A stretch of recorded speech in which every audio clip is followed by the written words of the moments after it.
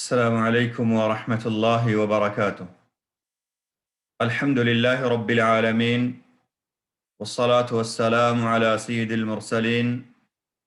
نبينا محمد وعلى آله وصحبه أجمعين. أما بعد، يقول الله عز وجل: يرفع الله الذين آمنوا منكم والذين أوتوا العلم درجات. ويقول النبي صلى الله عليه وسلم: من سلك طريقا يلتمس فيه علما سهل الله له به طريقا إلى الجنة. اللهم علمنا ما ينفعنا وانفعنا بما علمتنا وزدنا علما. محترم سامعین و ناظرین، آج کے اس ہفتہ واری آن لائن پروگرام میں آپ کا خیر مقدم ہے۔ اللہ تعالیٰ سے ہم دعا کرتے ہیں کہ اللہ رب العالمین ہماری اس حاضری کو قبول فرمائے اور رب دو جہاں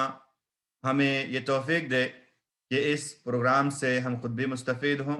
اور اس پروگرام میں سیکھی اور سمجھی گئی باتوں کو لوگوں میں بھی ہم عام کریں۔ محترم بھائیوں، ماہ رمضان اب اپنے آخری مرحلے میں ہے۔ آج ہم 25واں روزہ رکھے ہوئے ہیں اور اب 5 یا 4 دن اس ماہ مبارک کے اور باقی بچے ہیں۔ میرے بھائیوں، گزشتہ دنوں میں اگر ہم نے نیک اعمال کیے ہیں تو ہم اللہ رب العالمین سے دعا کرتے ہیں کہ اللہ رب العالمین ہمارے ان اعمال کو قبول فرمائے اور آئندہ دنوں میں اللہ رب العالمین ہمیں مزید توفیق دے۔ میرے بھائیوں، جو دن اور راتیں اس ماہ مبارک کے ابھی باقی ہیں، یہ بہت ہی اہمیت والے دن ہیں۔ انہی میں وہ رات بھی ہے جس کے بارے میں حضرت ابی بن کعب رضی اللہ تعالی عنہ قسم کھایا کرتے تھے اور کہتے تھے کہ مجھے پورا یقین ہے کہ لیلۃ القدر یعنی شب قدر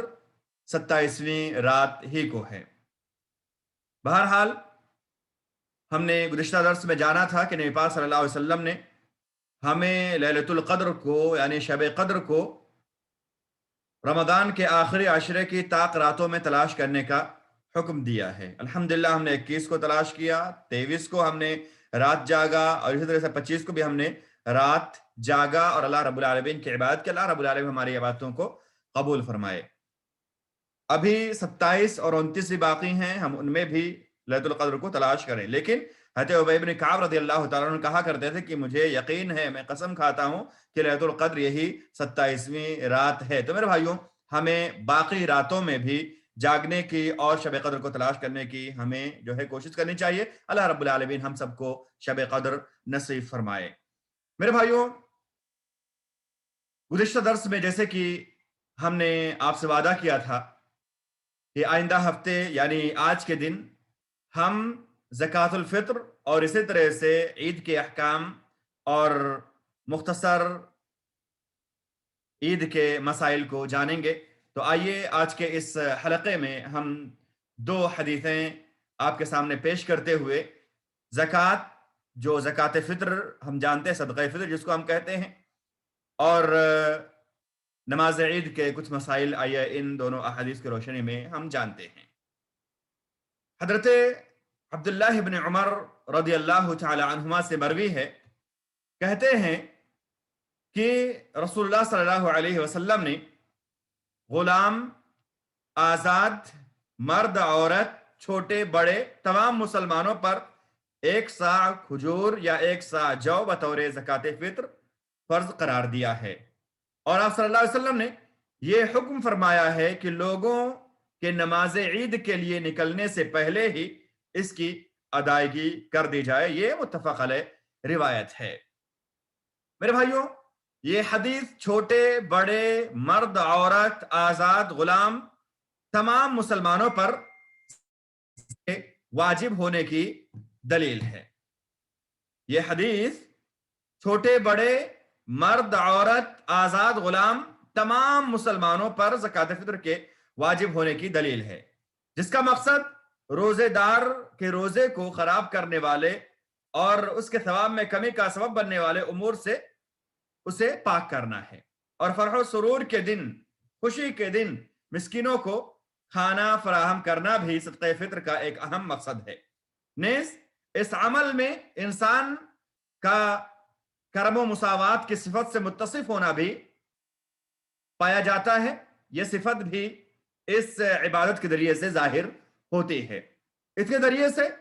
اللہ تعالیٰ کی نعمتوں پر شکر کا اظہار بھی ہوتا ہے، اور یہ بھی ہم گویا ظاہر کرتے ہیں کہ اللہ رب العالمین نے ہمیں روزے اور قیام اور دیگر نیک اعمال کے حسب استطاعت توفیق دی، اور ہم اللہ رب العالمین کی ان نعمتوں پر اللہ رب العالمین کا شکر ادا کرتے ہیں۔ میرے بھائیوں،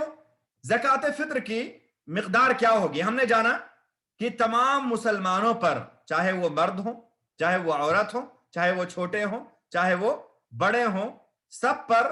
زکوٰۃ فطر واجب ہے۔ جیسے کہ ہم نے اس حدیث سے جانا کہ نبی پاک صلی اللہ علیہ وسلم نے فرمایا کہ سب پر ایک سا کھجور یا ایک سا جو جو ہے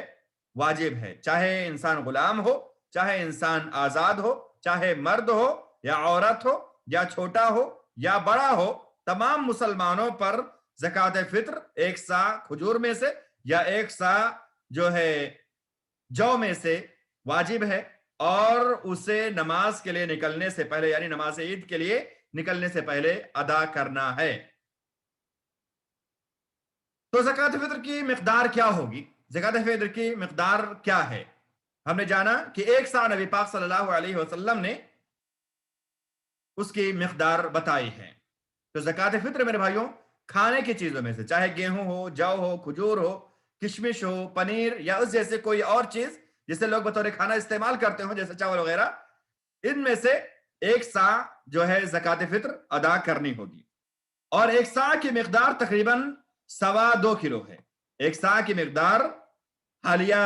جو پیمانے ہیں ان کے حساب سے 2.25 کلو ہے۔ روزہ دار نماز عید سے قبل ہی اسے اسی شہر میں نکالے گا جہاں اس کے رمضان کے دن پورے ہوں۔ بہتر تو یہی ہے، مگر عید کے 1 یا 2 دن پہلے نکالنا بھی جائز ہے، کیونکہ بعض صحابہ کرام رضوان اللہ علیہم اجمعین سے ایسا کرنا ثابت ہے۔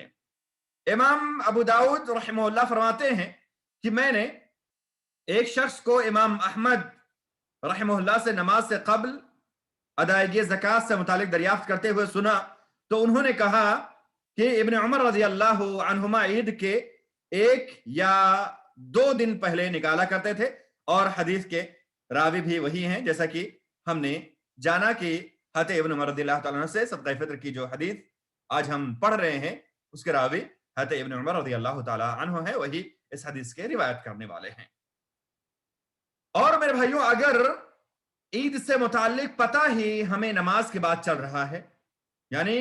نماز کے بعد، نماز عید کے ختم ہونے کے بعد ہمیں معلوم ہو کہ آج عید ہے، یا صدقہ نکالتے وقت شہر سے ہم باہر رہے ہوں، یا ایسے شہر میں رہے ہوں جس میں کوئی مستحق نہ ہو، تو ایسے شخص کا نماز کے بعد نکالنا بھی کافی ہوگا۔ یعنی اصل یہ ہے کہ ہم نماز عید سے پہلے تک صدقہ فطر کو نکال دیں، لیکن اگر ہمیں عید کے بارے میں میرے بھائیوں پتہ چل رہا ہے نماز عید کے بعد، یا ہم صدقہ نکالتے وقت شہر سے باہر رہے ہوں، یا ایسے شہر میں رہے ہو جہاں کوئی مستحق نہ ہو، تو ایسے لوگوں کے بارے میں یہ رخصت ہے کہ وہ بعد میں بھی نکال سکتے ہیں۔ اسی طرح سے میرے بھائیوں کھانے کے بدلے قیمت کا نکالنا، یعنی گلے کے علاوہ اگر ہم روپیہ پیسہ نکالیں تو کیا یہ درست ہے یا نہیں؟ تو میرے بھائیوں ایک قول کے مطابق، کیونکہ یہ منصوص کے خلاف ہے اس لیے یہ جائز نہیں ہے۔ تو اصل چیز صدقہ فطر کے اندر یہ ہے کہ ہم غلہ نکالیں۔ اصل چیز صدقہ فطر کے اندر یہ ہے کہ ہم غلہ نکالیں، روپے پیسے نہ نکالیں۔ اصل چیز یہی ہے۔ بوقت ضرورت، بوقت حاجت، جب ولی امر یعنی جو حکمران ہے، اگر ہم مسلم ممالک میں رہتے ہیں جیسے مملکت سعودی عرب کے اندر، پورا نظم ہے، پورا انتظام ہے کس طرح سے نکالنا ہے، کس طرح سے نہیں نکالنا ہے، تو ہم اگر بادشاہ وقت یہ کہے کہ ہاں ہمیں صدقہ فطر جو ہے گلے کی صورت میں نکالنا تو گلے کی صورت میں نکالنا ہوگا، اور اگر کہے کہ ہاں قیمت بھی دے سکتے ہیں تو یہ جو حکم ہے، یہ جو اختیار ہے، یا یہ جو رخصت ہے، یہ بادشاہ وقت کے حکم کے مطابق ہے، یہ اسی کے اوپر منحصر ہے۔ اگر وہ یہ مناسب سمجھ رہا ہے کہ ہاں غلہ نکالنا جو ہے زیادہ مفید ہے تو وہ غلہ نکالیں، اور اگر ضرورت کو دیکھے بادشاہ، اور ضرورت کو دیکھیں جو ہمارے ہندوستان پاکستان وغیرہ میں جو ہیں، اگر اسلامی قوانین نہیں ہیں تو ہم یہ دیکھیں کہ ہمارے یہاں کی اسلامی کمیٹیاں جو ہیں، اسلامی مراکز جو ہیں، اسلامک سینٹرز جو ہیں، وہ کیا کہہ رہے ہیں کہ ہمیں پیسے کی صورت میں نکالنی ہے یا ہمیں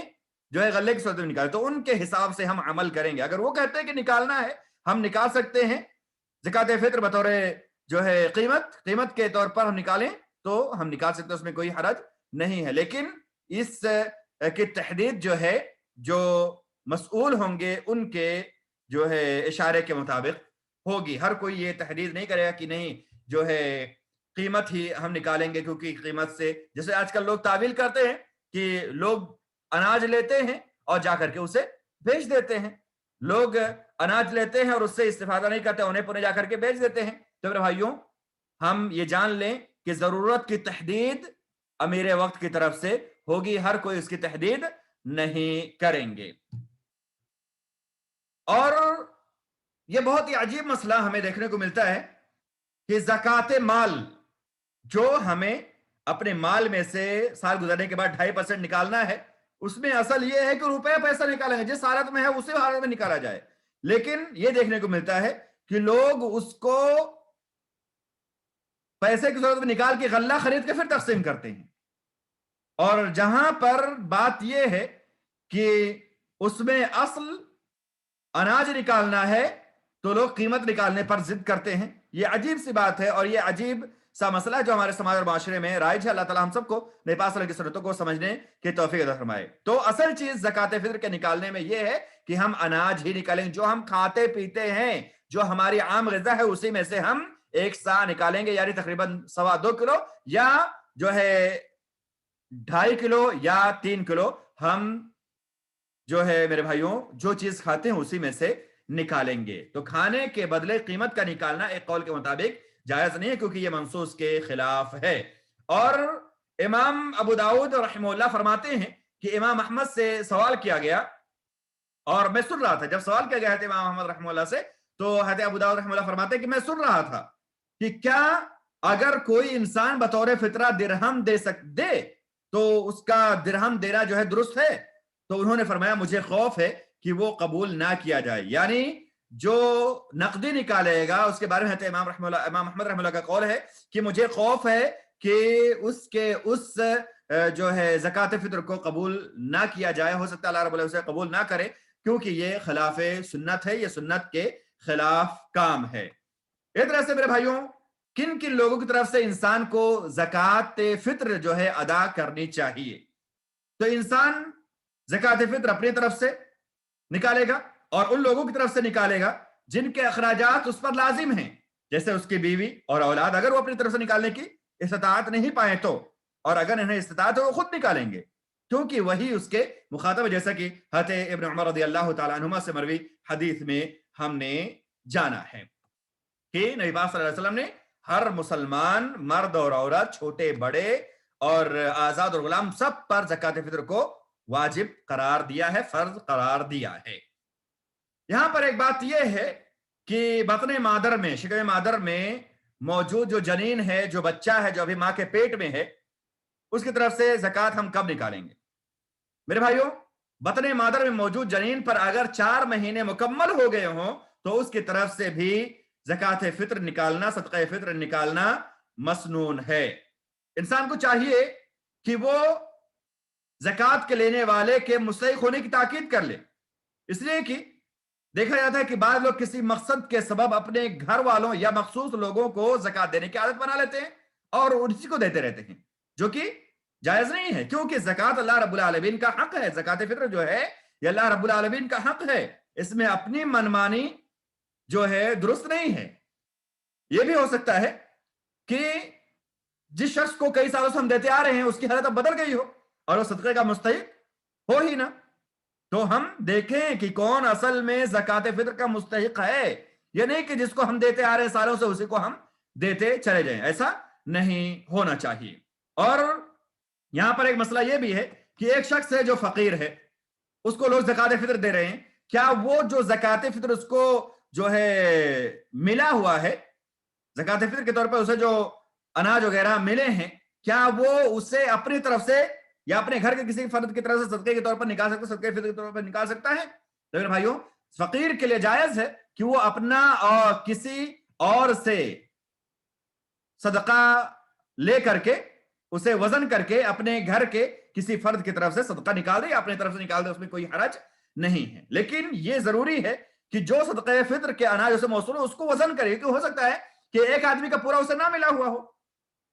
ایک آدمی کا پورا ہو سکتا نہ ملا، کیونکہ بہت سارے لوگ ہوتے ہیں کہ جو، اور یہ جائز بھی ہے کہ ایک آدمی کے صدقہ فطر کو کئی لوگوں میں تقسیم کرتے ہیں، جائز ہے، کوئی حرج نہیں ہے۔ تو جو فقیر اگر اپنے طرف سے زکات فطر نکالنا چاہتا ہے تو وہ لے لے اور اس کے بعد اس کو وزن کر کے اپنے طرف سے یا اپنے گھر کے کسی طرف سے جو ہے اس کو صدقہ فطر کے طور پر نکال دے۔ یہ بھی ہمیں جاننا چاہیے کہ ہمارے لیے اجازت نہیں ہے کہ زکات میں ہم ردی چیز نکالیں، زکات کے طور پر، زکات فطر کے طور پر ردی چیز نکالنا ہمارے لیے درست نہیں ہے، کیونکہ اللہ پاک جو ہے فرماتے ہیں یا ایھا الناس آمنوا یا ایھا الذین آمنوا انفقوا من طیبات ما کسبتم مما اخرجنا لكم من الارض ولا تيمموا الخبيث منه تنفقون ولستم بآخذه الا ان تغمضوا فيه واعلموا ان الله غني حمید۔ کہ اللہ رب العالمین میرے بھائیوں پاک ہے، اللہ رب العالمین پاکیزہ چیز کو پسند کرتا ہے، تو اے ایمان والو تم انہی چیزوں میں سے خرچ کرو جو پاکیزہ ہیں، جو اچھے ہیں، جو طیبات میں سے ہیں، تم ردی چیز کو اللہ رب العالمین کے راستے میں خرچ نہ کرو۔ تو یہ زکات فطر سے متعلق کچھ اہم باتیں تھیں جن کو ہم نے جانا کہ زکات فطر کن پر واجب ہے، زکات فطر کی مقدار کیا ہوگی، کن کو دینا ہے، کہاں نکالنا ہے، کون سی جو ہے کیٹیگری کے مال سے ہمیں نکالنا ہے۔ اللہ تعالی ہم سب کو توفیق دے کہ ہم نبی پاک کی سنتوں کو سمجھیں اور ان پر خود بھی عمل کریں، انہیں لوگوں میں بھی عام کریں۔ اب آئیے ہم ایک دوسری حدیث دیکھتے ہیں اور اس میں جو ہے اس کے حوالے سے ہم عید کے دن کے آداب اور سنن اور شعائر اور نماز عید کی کیفیت اور لاک ڈاؤن کے صورت میں نماز عید کس طرح سے ہم ادا کریں گے اس کے بارے میں جانتے ہیں۔ روایت آئیے ہم دیکھتے ہیں، امام ابن ابی شیبہ نے اپنی سند سے امام زہری سے روایت کی ہے کہ رسول اللہ صلی اللہ علیہ وسلم عید کے روز نکلتے تھے تو عیدگاہ پہنچنے اور نماز مکمل کرنے تک تکبیر پکارا کرتے تھے، اور جب نماز پوری کر لیتے تھے تو تکبیر کہنا آپ صلی اللہ علیہ وسلم چھوڑ دیتے تھے۔ اس کی سند جو ہے صحیح ہے اور یہ روایت مرسل ہے، اس کے کئی ایک شواہد ہیں جن سے اس کو تقویت حاصل ہوتی ہے۔ تو یہ حدیث میرے بھائیوں عیدگاہ کے راستے میں اور عیدگاہ پہنچنے کے بعد نماز مکمل ہونے تک بآواز بلند تکبیر پکارتے رہنے کی دلیل ہے۔ یعنی اس حدیث میں یہ دلیل ہمیں ملتی ہے کہ ہمیں عیدگاہ کے راستے میں عیدگاہ جاتے ہوئے اور عیدگاہ پہنچنے کے بعد نماز جب تک مکمل ہو تب تک بآواز بلند ہمیں تکبیر پکارتے رہنا ہے۔ اللہ تعالیٰ نے اپنے بندوں کے لیے رمضان کے مکمل ہونے کی مناسبت سے عید کی رات غروب شمس سے نماز عید تک تکبیر کو مشروع قرار دیا۔ اللہ رب العالمین کا ارشاد ہے وَلِتُكْمِلُوا الْعِدَّةَ وَلِتُكَبِّرُوا اللَّهَ عَلَى مَا هَدَاكُمْ وَلَعَلَّكُمْ تَشْكُرُونَ، جیسا کہ سورہ البقرہ کی 186 نمبر آیت ہے کہ تم اپنے جو اللہ رب العالمین نے تمہارے لیے 30 دن کے روزے، ایک مہینے کے روزے فرض کیے، ان کی عدت کو تم، ان کی تعداد کو تم مکمل کرو، اور پھر اللہ رب العالمین کی اس ہدایت پر اور اللہ رب العالمین کے اس انعام پر تم اس کے تکبیر بیان کرو تاکہ تم شکر گزار ہو جاؤ، تاکہ تم شکریہ ادا کرنے والے بندے بن جاؤ۔ اور تکبیر کس طرح سے کہی جائے گی، تکبیر کا صیغہ کیا ہے؟ تو تکبیر ہم کہیں گے اللہ اکبر لا الہ الا اللہ واللہ اکبر وللہ الحمد، یہ تکبیر کا ایک صیغہ۔ اس کے علاوہ جو بھی اور صیغے ہمیں صحیح سند سے جو ہے معلوم ہو ان کو ہم جو ہے بطور تکبیر عید کے دن کہہ سکتے ہیں۔ تو ہم نے جانا کہ نماز عید کے لیے جاتے ہوئے راستے میں عیدگاہ ہمیں جب تک نماز مکمل نہ ہو جائے تب تک ہمیں میرے بھائیوں تکبیر پکارنے۔ اسی طرح سے جو ہے رمضان کا مہینہ ختم، شوال کا مہینہ داخل ہوتے ہی یعنی شام ہی سے لے کر کے عید کی نماز ختم ہونے تک ہمیں جو ہے تکبیر پکارنے مشروع ہے، جیسے کہ ہم نے گزشتہ جو ہے باتوں میں جانا۔ میرے بھائیوں اللہ تعالیٰ نے اپنے بندوں کے لیے نماز عید مشروع کی ہے، جس سے اللہ تعالیٰ کے ذکر کو تکمیل ہوتی ہے، جس سے اللہ رب العالمین کی ذکر کو تکمیل ہوتی، یعنی اس سے گویا ہم اللہ رب العالمین کا ذکر مکمل طور پر کرتے ہیں، اور اس طرح سے اللہ رب العالمین کے ذکر کی جو ہے تکمیل ہوتی ہے۔ اور یہ ایسی سنت ہے جس کا ترک کرنا ایک مسلمان کے لیے قطعی مناسب نہیں ہے۔ اہل علم کی ایک جماعت نے حضرت ام عطیہ رضی اللہ تعالی عنہ سے وارد اثر جس میں وہ فرماتی ہیں کہ رسول اللہ صلی اللہ علیہ وسلم نے ہمیں حکم دیا کہ ہم عیدین کے لیے بزرگ اور پردہ نشین خواتین کو بھی نکالیں، اور حید والی عورتوں کو حکم فرمایا کہ وہ مصلی سے دور رہیں۔ اس سے استدلال کرتے ہوئے اسے واجب کہا ہے، کیونکہ نکلنے کا امر بے عذر لوگوں کو نماز کا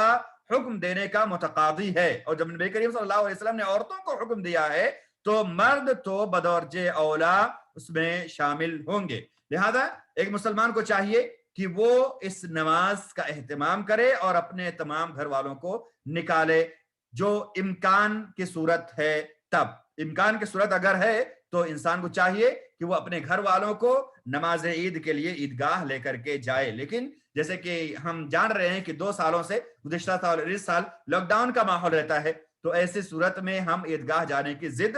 نہ کریں، عیدگاہ جانے کی ضد نہ کریں، بلکہ ہم اپنے گھر ہی میں جس طرح سے نماز کی کیفیت ہے،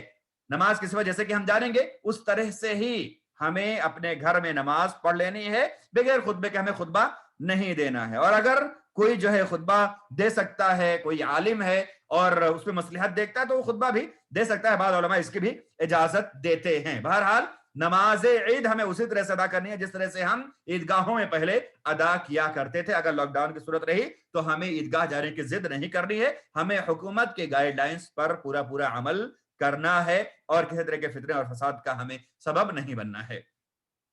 میرے بھائیوں، ایک مسلمان کو چاہیے کہ وہ نماز عید کے لیے مباح چیزوں سے زینت اختیار کیے ہوئے، اچھے کپڑے زیب تن کیے، نبی کریم صلی اللہ علیہ وسلم نے اقتدا کرتے ہوئے سب سے اچھی حالت میں عیدگاہ کے لیے نکلے، نماز عید کی ادائیگی کے لیے نکلے۔ اس ماہ کے خاتمے پر غیر مشروع زینت اختیار کرنے سے بھی ہمیں بچنا چاہیے، جیسے بعض لوگ عید کے لیے داڑھی مڑاتے ہیں، اس طرح سے بعض لوگ جو ہے کپڑوں کو اپنے ٹخنے سے نیچے رکھتے ہیں۔ کپڑوں کو اپنے ٹخنے سے نیچے ہمیں کبھی نہیں رکھنا ہے، لیکن جو اکثر لوگ ہوتے ہیں یا بعض لوگ ہوتے ہیں وہ عید کے دن نئے کپڑے سلاتے ہیں، اس کے بعد میں اس کپڑے کو ٹخنوں سے نیچے رکھتے ہیں، جو کہ اللہ رب العالمین کے ناراضگی کے اسباب میں سے ایک سبب ہے۔ اور اس طرح کے جو ہے دیگر امور جیسے اور حرام کام لوگ عید کے دن کے لیے خاص کرتے ہیں، سوچتے ہیں کہ عید کا دن ہے تو اس میں کوئی لگام نہیں ہے، اس میں کوئی شرعی حدود نہیں ہے۔ نہیں میرے بھائیوں، اللہ رب العالمین کے ذکر کے لیے عید کا دن ہے۔ ہاں، ہم کھیلیں، کھائیں، خوشی منائیں، اپنے بچوں کو اچھا کھلائیں، اچھا پہنائیں، اور ان کو ٹہلانے گھمانے کے لیے جائیں اگر ممکن ہے تو، جیسے کہ لاک ڈاؤن کی صورت کی طرح میں نے اشارہ کیا، اس میں جو ہے ہمیں گھر میں رہنا ہے، نماز پڑھنے کی اجازت نہیں ہے تو ہم باہر گھومنے ٹہلنے کیسے جائیں گے؟ تو ہم یہ دھیان رکھیں کہ عید کا دن جو ہے خوشی منانے کا دن ہے، لیکن اس میں غیر مشروع چیزوں کے ارتکاب کی اجازت ہرگز نہیں ہے۔ تو ہمیں چاہیے کہ جو غیر مشروع چیزیں، جو حرام چیزیں، ان کا ارتکاب ہم عید کے دن بھی نہ کریں، بلکہ اس مناسبت سے یعنی عید کی مناسبت سے ایک مسلمان کو سچی توبہ کرنی چاہیے، تاکہ وہ اللہ رب العالمین کے یہاں مقبول لوگوں میں سے اللہ رب العالمین کے انسان شامل ہو جائے۔ اسی طرح سے میرے بھائیوں،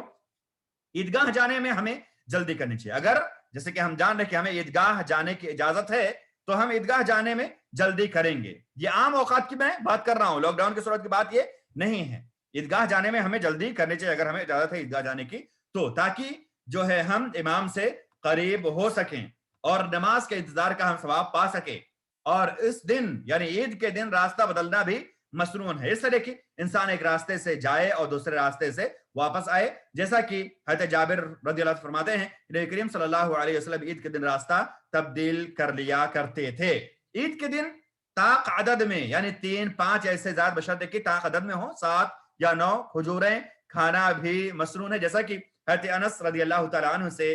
مروی ہے کہ رسول اللہ صلی اللہ علیہ وسلم عید الفطر کے روز بلا کھجور کھائے نہیں نکلتے تھے، اور ایک لفظ میں ہے کہ طاق عدد میں آپ صلی اللہ علیہ وسلم کھجور کھایا کرتے تھے۔ حضرت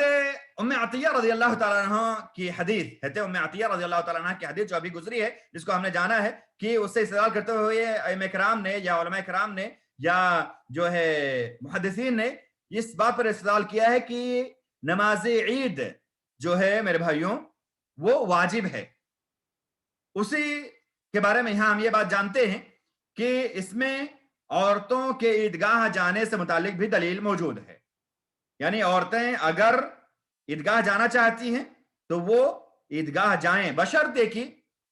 اس کے عیدگاہ میں جانے سے جو ہے میرے بھائیوں اس کے ذریعے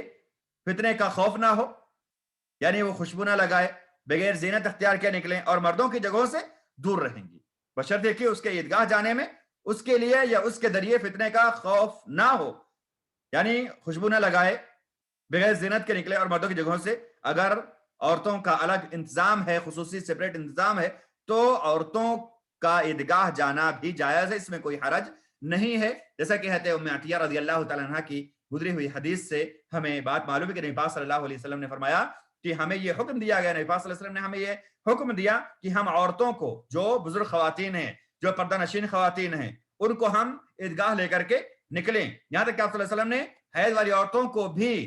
عیدگاہ لے نکلنے کی تلقین کی، بس یہ کہا کہ وہ مصلی سے دور رہیں گے اور وہ مسلمانوں کے دعاؤں میں شریک رہیں گی. میرے بھائیوں اس طرح سے مسلمان کو چاہیے کہ وہ نماز عید کی خاطر اس اجتماع سے بروز قیامت ایک میدان میں اجتماع کو یاد کریں. یعنی جب مسلمان عید کے لیے ایک ساتھ جمع ہو، اتنی زیادہ تعداد میں لوگوں کو دیکھیں، تو اس اجتماع کو یاد کریں